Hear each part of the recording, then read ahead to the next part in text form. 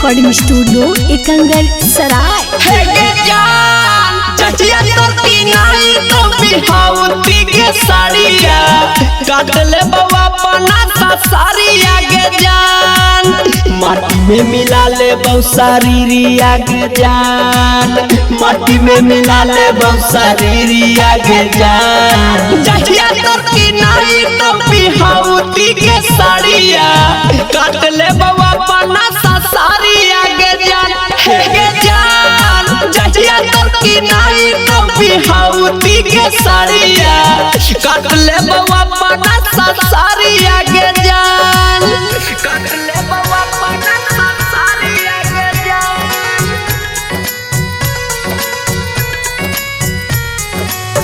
काटले बवा बना साड़िया के जान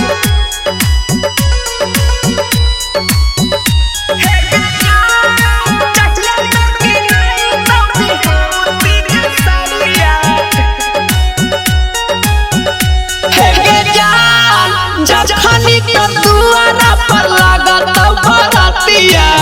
ओही घड़ी उठता मरा राथिया के जान होई जाई दोसर के संगतिया के जान होई जाई दोसर के संगतिया के जान जखनी तो दुआरा पर लागत बरातिया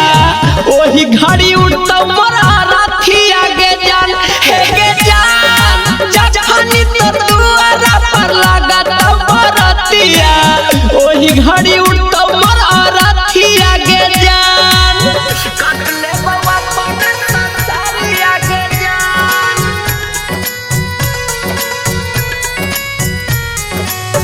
काटले बवा बना साड़िया के जान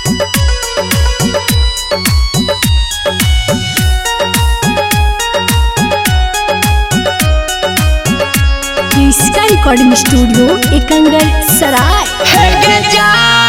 जखनी तोरा डोलिया में लेके जाइतो पियावा ओही बेरा लागतो मोर किरियावा के जान नाम के मोर बुताई जाइतो दियावा के जान